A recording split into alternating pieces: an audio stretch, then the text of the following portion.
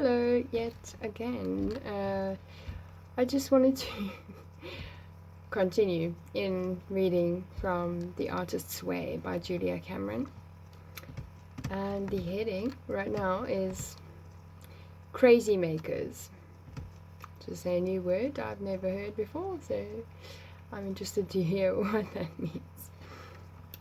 A related thing creatives do to avoid being creative is to involve themselves with crazymakers. Crazymakers are those personalities that create storm centers. They are often charismatic, frequently charming, highly inventive, and powerfully persuasive. And for the creative person in their vicinity, they are enormously destructive. You know the type, charismatic but out of control, long on problems and short on solutions. Crazy makers are the kind of people who can take over your whole life. To fix-uppers, they are irresistible. So much to change, so many distractions. If you are involved with a crazy maker, you probably know it already, and you certainly recognize the thumbnail description in the paragraph above. Crazy makers like drama. If they can swing it, they are the star. Everyone around them functions as supporting cast, picking up their cues, their entrances and exits from the crazy maker's crazy whims. Some of the most profoundly destructive crazy makers I have ever encountered are themselves famous artists. They are a kind of artists that give the rest of us bad names. Often larger than life, they acquire the status by feeding on the life energies of those around them. For this reason, many of the most crazy artists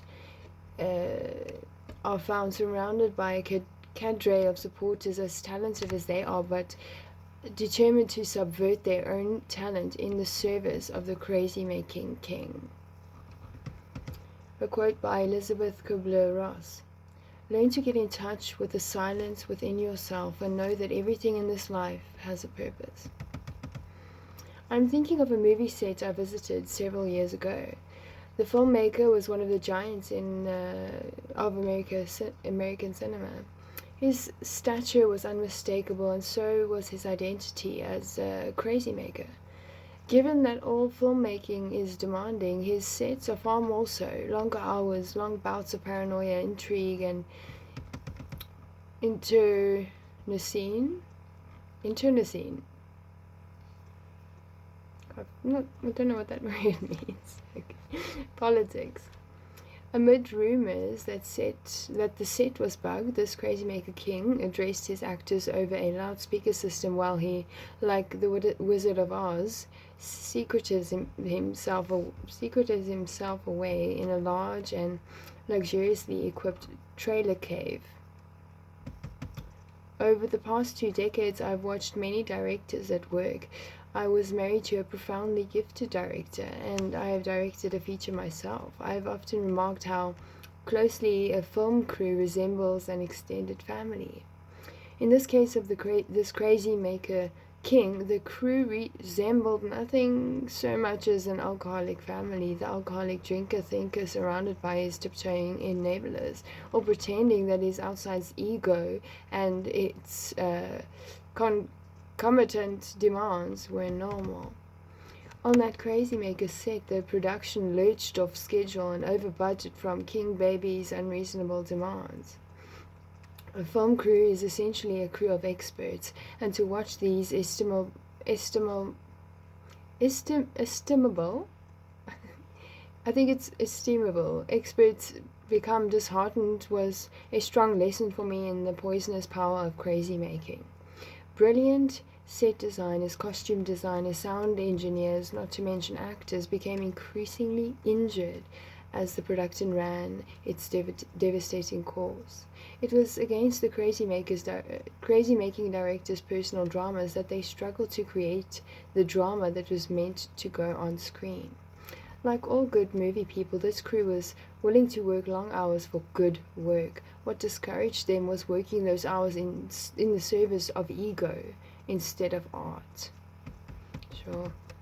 The crazy making dynamic is grounded in power, and so any group of people can function as an energy system to be exploited and drained. Crazy makers can be found in almost any setting, in almost any art form. Frame may help to create them, but since they feed on power, any power source will do. Although quite frequently crazy makers are found among the rich and famous, they're common even among commoners. Right in the nuclear family, there's a reason we use that word, a resident crazy maker may often be found putting family member against family member, undercutting anyone's agenda but his or her own. I'm thinking now of a destructive matriarch of my acquaintance. The titular head of the large and talented clan, she was devoted her extensive energies to destroying the creativity of her children. Always choosing critical moments for her sabotage, she plants her bombs to explode just as her children approach success. The daughter, struggling to finish a belated college degree, finds herself saddled with a sudden drama of the night before her final exam. The son, with a critical job interview, is gifted with a visitation just when he needs to focus the most. Do you know what the neighbors are saying about you? The crazy maker will often ask. And the beleaguered student mother will hear a horrific round of gossip that leaves her battered, facing her exam week beset by feelings of what's the use? Do you realize you're ruining your own marriage with this possible new job? And the son's hopeful career move is ashes before it begins.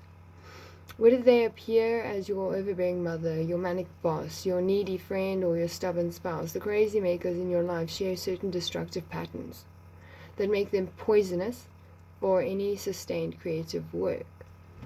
Crazy makers break deals and destroy schedules. They show up 2 days early for your wedding and expect to be waited on hand and foot. They rent a vacation cabin larger and more expensive than the one agreed upon, and then they expect you to foot the bill. Crazy makers expect special treatment. They suffer a wide panoply of mysterious ailments that require care and attention whenever you have a deadline looming, or anything else that draws your attention from the crazy maker's demands. The crazy maker cooks her own special meal in the house full of angry children and does nothing to feed the kids. The crazy maker is too upset to drive right after he has vented enormous verbal abuse on the heads of those around him.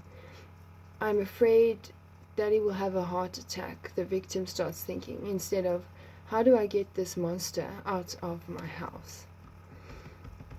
A quote by Shakti Gawain. What I'm actually saying is that we need to be willing to let our intuition guide us and then be willing to follow that guidance directly and fearlessly. Crazy makers discount your reality. No matter how important your deadline or how critical your work trajectory, at the moment, crazy makers will violate your needs. They may act as though they hear your boundaries and will respect them, but in practice, act is the operative word. Crazy makers are the people who call you at midnight or 6 a.m. saying, I know you asked me not to call you at this time, but ... Crazy makers are the people who drop by unexpectedly to borrow something you can't find or don't want to lend them. Even better, they call you and ask you to locate something they need, then fail to pick it up. I know you're on a deadline, they say, but this will only take a minute. Your minute. Crazy makers spend your time and money. If they borrow your car, they return it late with an empty tank. Their travel arrangements always cost you time or money. They demand to be met in the middle of your workday at an airport miles from town. I didn't bring taxi money, they say when confronted with, but I'm working. Crazy makers triangulate those they deal with. Because crazy makers thrive on energy, your energy, they set people against one another in order to maintain their own power position dead center. That's where they can feed most directly on the negative energies they stir up. So and so was telling me you didn't get to work on time today, a crazy maker might relay. You obligingly get mad and miss the fact that the crazy maker has used hearsay to set you off kilter emotionally. Crazymakers are expert blamers. Nothing that goes wrong is ever their fault, and to hear them tell it, the fault is usually yours. If you hadn't cashed that child support check, it would never have bounced. One crazy-making ex-husband told they're struggling for serenity from a spouse. A quote from Eddie Cantor. Cantor? Slow down and enjoy life. It's not only the scenery you miss by going too fast, you also miss the sense of where you are going and why. I'll read that again. Slow down and enjoy life. It's not only the scenery you miss by going too fast, you also miss the sense of where you are going and why. Crazymakers create dramas, but seldom where they belong. Crazymakers are often blocked creatives themselves, afraid to effectively tap their own creativity. They are loath to, that's weird wording, but anyway, they are loath to allow the same creativity in others. It makes them jealous. It makes them threatened. It makes them dramatic at your expense. Devoted to their own agendas, crazymakers impose these agendas on others. In dealing with a crazymaker, you are dealing always with the famous issue of figure and ground. In other words, whatever matters to you becomes trivialized into mere backdrop for the crazymaker's personal plight. Do you think he or she loves me? They call you to ask when you are trying to pass the bar exam or get your husband home from the hospital. Crazymakers hate schedules, except their own. In the hands of a crazymaker, time is a primary tool for abuse. If you claim a certain block of your time as your own, your crazymaker will find a way to fight you for that time, to mysteriously need things, meaning you, just when you need to be alone and focused on the task at hand. I stayed up until 3 last night. I can't drive the kids to school. The crazymaker will spring on you the morning you yourself must leave early for a business breakfast with your boss. Crazymakers hate order.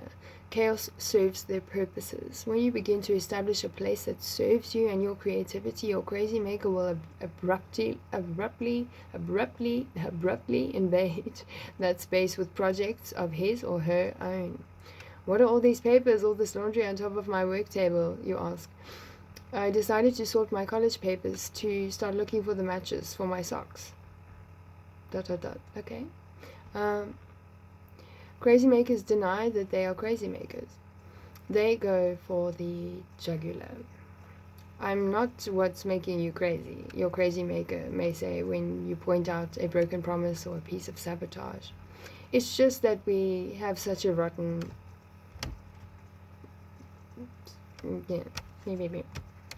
sex life, that's what it says.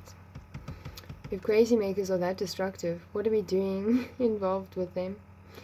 The answer, to be brief but brutal, is that we're that crazy ourselves and we are that self-destructive. Really? We've got a quote by Stella Terrell Mann. Whatever God's dream about man may be, it seems certain it cannot come true unless man cooperates. Yes, as blocked creatives, we are willing to go to almost any lengths to remain blocked. As frightening and abusive as life with a crazymaker is, we find it far less threatening than the challenge of a creative life of our own. What would happen then? What would we be like? Very often we fear that if we let ourselves be creative, we will become crazymakers ourselves and abuse those around us. Using this fear as our excuse, we continue to allow others to abuse us. Wow, that's strong. If you are involved now with a crazymaker, it is very important that you admit this fact. Admit that you are being used, and admit that you are using your own abuser. Your crazymaker is a block you chose yourself to deter you from your own trajectory. As much as you are being exploited by your crazymaker, you too are using that person to block your creative flow. I like how she covers both sides of things. If you are involved in a tortured tango with a crazy maker, stop dancing to his or her tune. Pick up a book on codependency or get yourself to a 12-step program for relationship addiction. Al-Anon and Sex and Love Addicts Anonymous are two excellent programs for stopping the crazy maker's dance. The next time you catch yourself saying or thinking he or she is driving me crazy, ask yourself what creative work you are trying to block by your involvement. Sure. I feel like, I mean, what she had to say, that she had something to say, and she said it. And at the same time, I feel like she's also being quite honest and also bold and confident, and I admire that when some people are able to provide words for others where others may not have those words or may not, is there something in it that's definitely there. I think that's thank you to Julia Cameron for writing that. I think it's important, and I love the respectful way that she gave, that she shared that chapter, and and so, okay.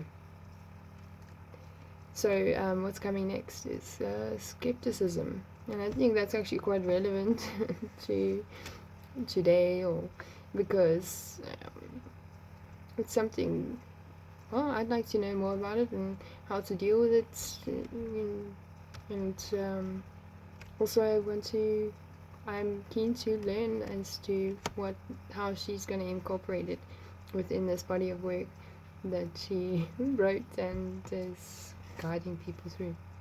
Okay, so yeah. What I can say on that is that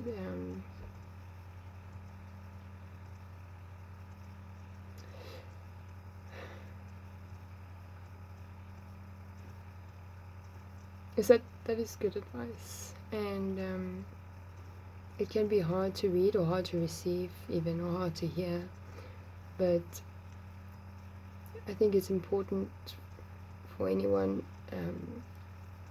to just let yourself hear that, and just have it in your back pocket in case you need it, or in case maybe you see a situation or something where maybe somebody else, but it's relevant and it's important, and and how she was conveying what she was saying. What I was feeling is I did not feel threatened in any way. I felt that it's important, and I think it really is. And a thought comes to mind, like, I'm very, very grateful, to be able to read through that at this moment, and having certain intense sort of situations like that, or experiences in past me that have been past that, and all glory and honor to God, because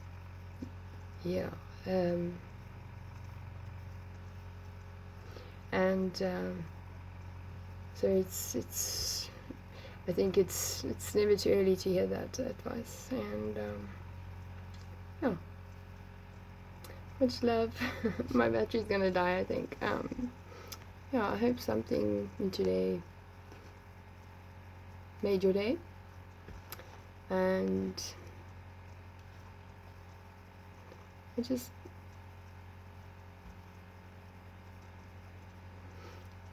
think I just want to add, like, that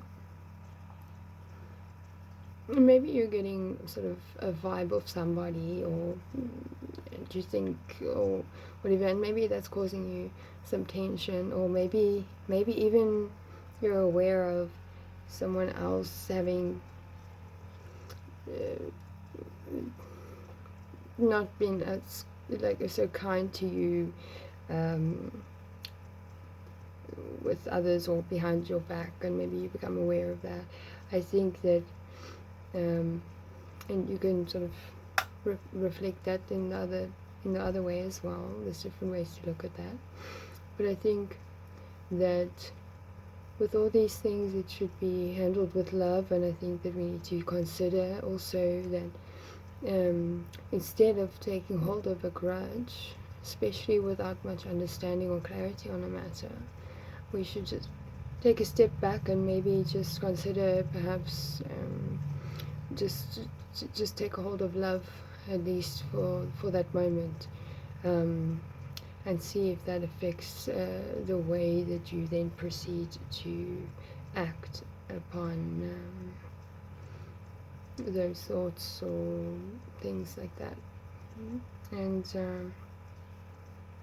yeah, it's just, I think that including me, we can all do a better job at being kind to one another, and then also helping each other to be kind to one another, and speaking directly to one another, and being honest. I think that that's very important, because I think more often than not we do need the other to assist us, because sometimes maybe someone is just they're not aware, or maybe someone is aware, but it just if that connection is not made, and then there's like tension on all kinds of things, and people are tiptoeing, or there's some kind of poison that's going around or something like that, that seriously needs to be stopped. I think it's just because of the things that you can have or access or break through to, or break out of. There's choices that we can consider. There's choices that we can also make, and I think it's important to even consider who we see as enemies with an eye of love, and that goes the same for with the people that you love the most, who you think are just solidly not your enemies, with that same eye of love, and also that look at yourself with that same eye of love, and that might help you to not maybe judge too quickly, or be too reactive instead of more measured, or responsive and guided and sure-footed.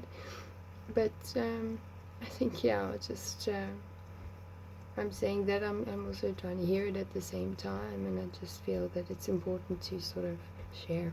And okay, the battery's at 5%. I think that's my cue. But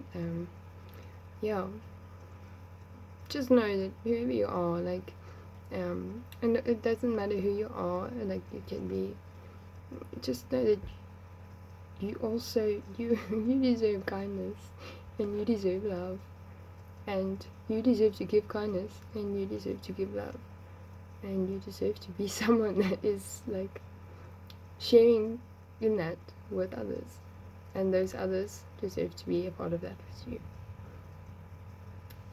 Okay, be blessed.